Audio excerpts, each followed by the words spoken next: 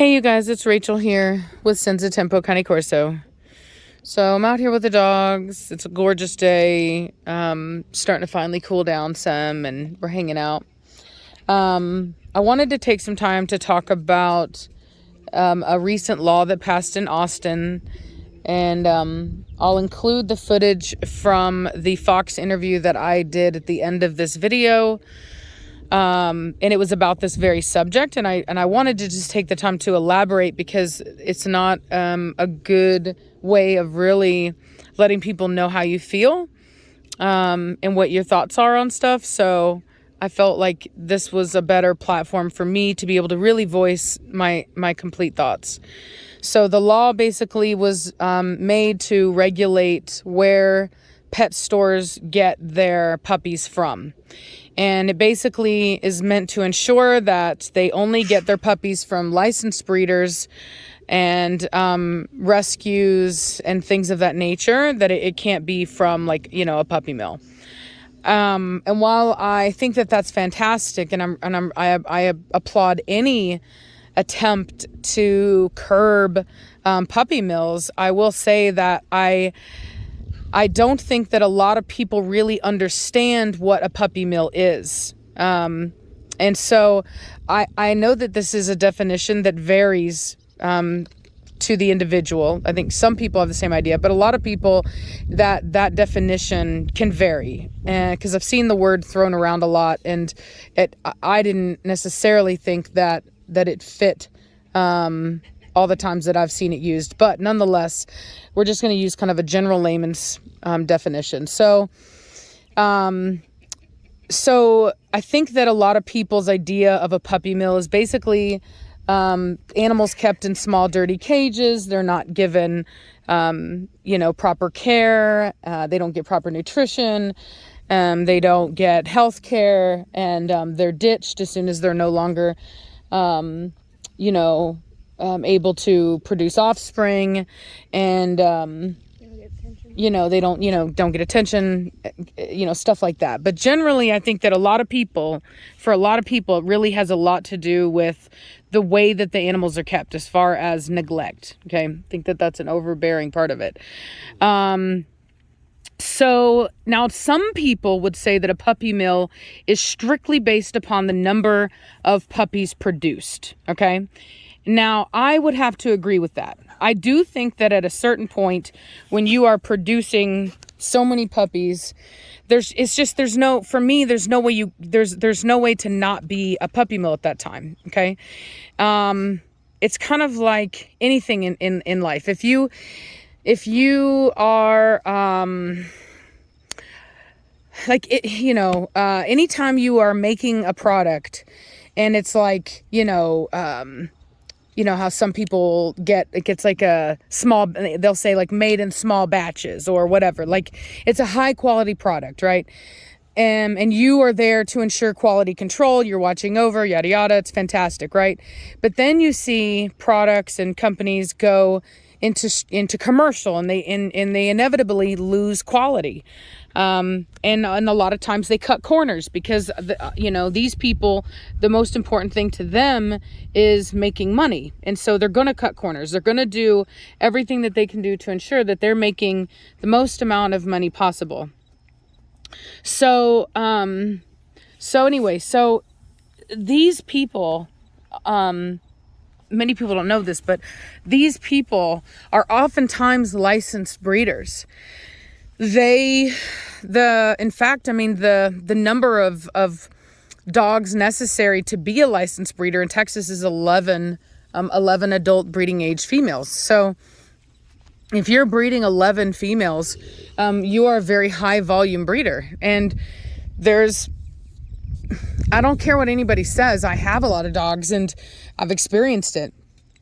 There's only so much time that you have in a day, in a week, in a month to give to your dogs. So if you're a very high volume breeder, then it's impossible for you to be giving your dogs quality time. Unless you're hiring people. Yeah, unless you're hiring people. And even then, there's no way for you to ensure, like I said, quality control. So if you're not interacting with your dogs and you don't know how their temperaments are, you don't know what they're really like. And so you're basically breeding blindly. And, that's not quality, right? At that point, you've lost your quality control. And so I guess, a lot of people just have this idea that licensed, it says licensed, or, a lot of times it's like USDA license. And it's like, yeah, sure.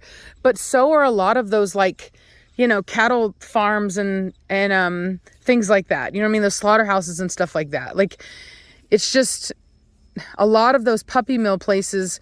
Sure, they're clean and the dogs are eating a good diet, but they're also in cages, like 24/7. They don't come out with the whole entire purpose of money. That's the entire thing, is money. I don't think that there's anything wrong with making money as a dog breeder. I think a lot of dog breeders would like gasp at hearing that, because a lot of them try to claim that they never make any money and that they just do it, because it's in their soul or whatever. But the reality of the situation is that breeding dogs is a business, but that doesn't mean that you don't have to be passionate about it, right? So it's like the difference between a mom and pop shop and like Walmart. You understand what I'm saying? So like a puppy mill is Walmart. And, a good breeder is like, your local mom and pop shop that really goes out of their way to ensure that you have a good experience and that they're there for you and that you're getting a quality product. So, but I think that, and so I think that a lot of people, were under the understanding, that this law is gonna really curb puppy mills, but I don't think that that's the case. Oh, nope, not gonna film that. We don't want to get demonetized. But anyway, I think that it's a false sense of security based upon a lack of understanding of what a puppy mill truly is. If you don't care that dogs are being mass produced so long as they're like in healthy conditions, then you won't have a problem with that, right? But if you do care and you don't want, quit, Trinity, cut it out. I'm trying to film. You're like getting in my face. No, she's being so needy. No, I will not touch you. Look at this sad face. She's like, please, why won't you? Because if I pet her, she will not get off me. Like, that's why. So anyway, I in the interview, I basically stated, which I believe to be the truth, which is that the only way to stop puppy mills is for people to stop buying their dogs. I don't think that you can legislate your way out of this problem. I think it's a perfect example of how a lot of Americans don't want to take responsibility for their own actions. There's a lot of like issues in our nation right now. And a lot of people know what the real issue is, which is themselves and the way that they act and things that they do. But they don't actually want to take any responsibility. And so they kind of blame it on other things. And I think that this is a perfect example of that. Right? Because ultimately I get maybe 5 calls a day for puppies. Come on. And I can't tell you how many people will want a puppy now. And not only do they want a puppy now, but they want the color puppy that they want, right? And I think, I don't know if everybody realizes this or not, but ultimately that's what fuels puppy mills. Puppy mills always have puppies. What you want. Always. And they'll have the color you want, because they will know what color you want and they will be breeding for that color. You bet your bottom dollar they will be. You know what I mean? They are going to have what you need because their entire existence is money. And so, and as long as people are willing to buy those dogs, we will continue to have a problem. We just will. Shh, quit. No. She's sleeping. Because ethically, you'll have a hard time convincing people that there's anything wrong with somebody breeding dogs en masse. You know what I mean? You'll just have a hard time because there's too many other animals that are, and it's really hard to legislate why a dog is different than a cow, or a sheep or a ferret, which are also, sold for people, or rabbits, which are also sold for people. You see what I'm saying? But then you get the people who don't want any animals. It's really hard to legislate that. You know what I mean? It's easy for these people to battle because ultimately, a dog is a pet, and a lot of pets are bred in mass like that. And as long as they're happy or not happy, but as long as they're healthy and they have a regular vet and they're fed and, they're clean, then it's hard to legislate and say, no, we don't want you to be able to sell a bunch of dogs and just keep them in small, in cages. It's just so all you can do is legislate the quality of life. That's it. That's all you can do. And within reason. So that's not the answer. The answer is hold people accountable. Like a lot of people, a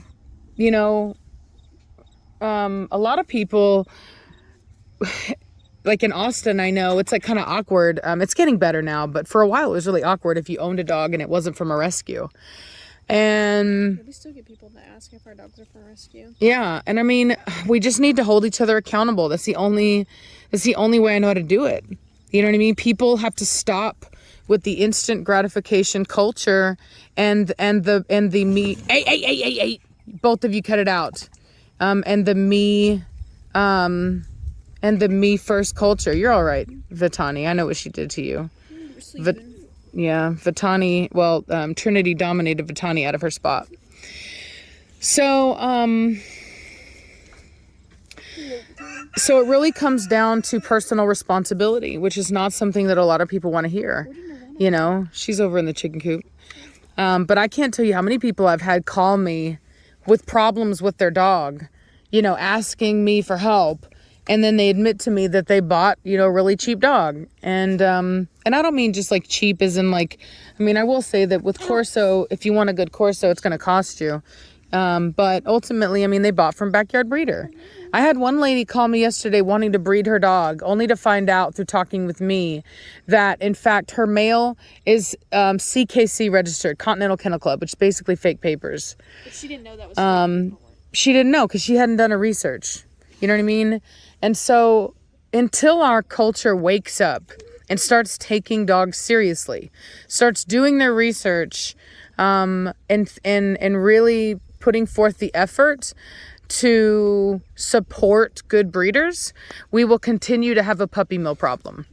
We just will, because there are always going to be people that don't care. Like they will not judge you for, like, when I get a call, I've had one guy call me one time and he said, what did he say, Savannah? What did he say? Which one? There's been plenty of people that they want the all black. Yeah, it's always all black. Always all black. And then later on in the phone, what was the, remember the one though where he said about the size? Go away. Extra large. Yeah, he said he wanted one of my extra large ones. Like as if he was ordering from like a... Yeah, as if, yeah, McDonald's. exactly, yeah, as if he was ordering from McDonald's. And honestly, Nirvana, get out of it. And honestly, like, I was like, I'm not selling Sky Dog. If the only thing he cares about is the size and the color of the dog, I don't want to sell the Sky Dog. You know what I mean? There's no way. Would you get rid of your child? Like, if your child was born... Oh, where was she? Oh, Zolo, where were you? If you have a child, your child doesn't have, let's say you want a red-haired child, and your child comes out with brown hair. Are you are you a bad dog? Look at you. You look guilty as heck. Or what were you doing? Going to an adoption center. What were you doing? Are you allowed to do that at an adoption center and be like, yeah, man, are you a bad dog? I want the... Are you? Oh, you're a sweet baby. You're not a bad child. dog. You're not a bad dog. Mwah. Like, you can't go to an adoption center, like a human. Hey, no. Adoption centers for humans? Yes. Well, I don't know about centers. Yeah, it's kind of creepy, but like, you can't tell somebody when you adopt a baby, oh yeah, I want the baby to have this color hair. Yeah. These color eyes. Well, I just think that people, and this is why, and this is another reason why, okay? I also think that the people that do that kind of stuff are the same kind of people that put their dogs in shelters, because they think of dogs like property. In fact, it shouldn't surprise you that legally, get off me, Trinity, no, is that dogs are actually legally property. And so they are legally property. So it shouldn't surprise people that, people treat them like property. So when they don't want it anymore, like, what do you do when you don't want your property anymore? Well, you take it to Goodwill. You know what I mean? And so that's what people are doing. They're taking their dogs and they're taking them to the shelter. And so I don't sell to people like that, because ultimately it's like they're ordering a car, and I don't do that. That's not, these are living beings. And you should be thinking about a dog the way that you would think about your next partner. You know what I mean? If you're married, obviously then, you don't count, but you understand my point is that dogs have their own personalities and their own temperaments. And so if you don't get along, you're not going to like your dog no matter what it looks like. So you can have a gorgeous dog, but it'd still be like... Yeah, you can have a gorgeous dog and it can annoy the crap out of you because it's not, you don't match. And so it's like, it's just, it's just one of those things where it's just not an intelligent way to get an animal. And I'm just not going to sell to people like it's just, I see it as a sign. And I'm glad they do it because I know immediately that I'm like, oh yeah, I'm not going to sell you a dog. So, like I said, I guess. You always said that. Oh, sorry. The people that ask for puppies now, and then you're like, no, and they just hang up. Just like, oh. Yeah, and like, yeah, exactly. And the people that just they want a puppy now, they want a puppy now, and that's why puppy mills exist. That's why they exist. Is because you can get a puppy now with a puppy mill. They always have it, and they always have the color you want and the size that you want.